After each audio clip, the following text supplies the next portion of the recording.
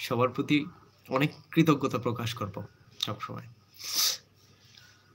আমি জানি আপনারা সবাই ভালো আছেন। যে যেখান থেকে দেখতে পাচ্ছেন আমার ভাই-বোনেরা, সবার প্রতি রিকোয়েস্ট একটু চাইলে কিন্তু শেয়ার করে দিতে পারেন এবং আমার ছোট্ট চ্যানেলটাকে একটু সাবস্ক্রাইব করে দিতে পারেন।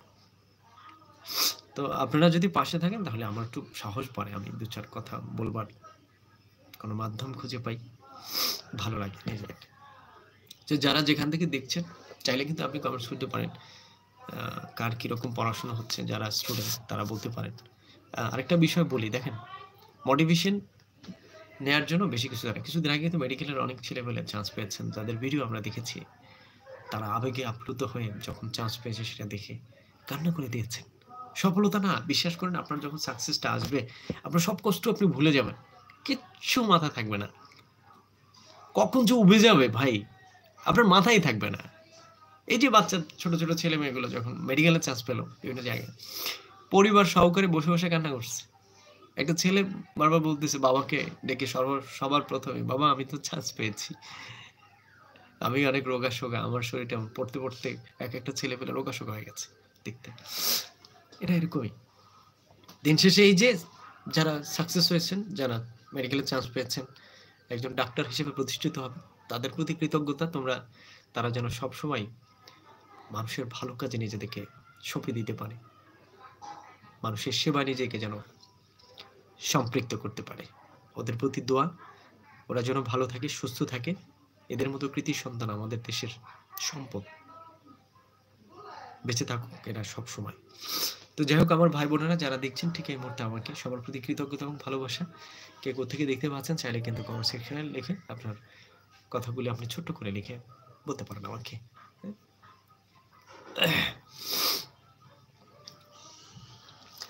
তো এই যে একটা বিষয় হচ্ছে যে আজকে একটু পড়তে বসলাম। তো পড়তে এসে মাথায় কিচ্ছু যাচ্ছে না। প্রচন্ড মাথা ব্যথা। মাথা এত পরিমাণ ব্যথা করতেছে। তো মাথার উপর দিয়ে চলে যাচ্ছে। সবকিছু। হ্যাঁ। এই হচ্ছে বিষয় আরকি।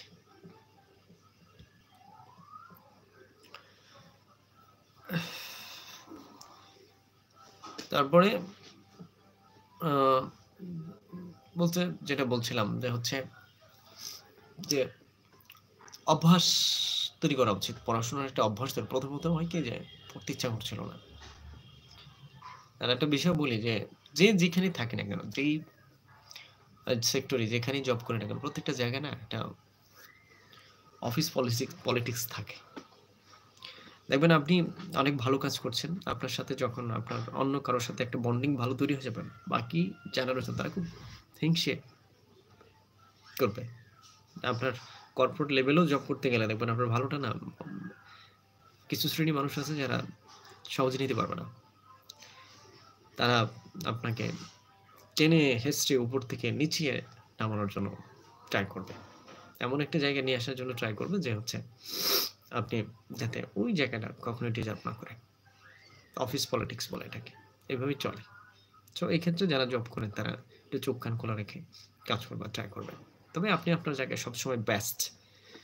যেকোনো কাজ আপনি যখন দরদ দিয়ে, ভালোবাসা দিয়ে করবেন না, সেখানে আপনার সফলতার পরিমাণটা সবচেয়ে বেশি হয়। সহজে চলে আসবে। মন থেকে করবেন।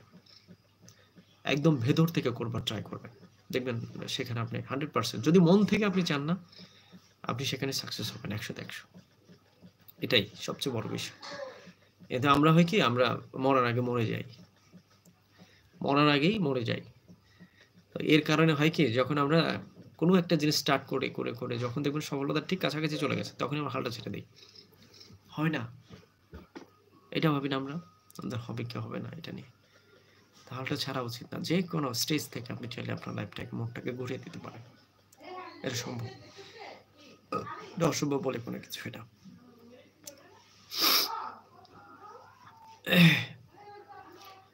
মাথা যে পরিমাণ ঝিমঝিম করতেছে মনে হচ্ছে মাথাটা ছিঁড়ে পড়ে যাবে। আল্লাহ!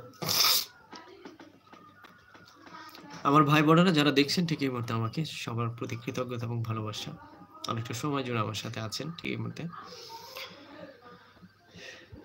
অবশ্যই আপনাদের প্রতি ভালোবাসা।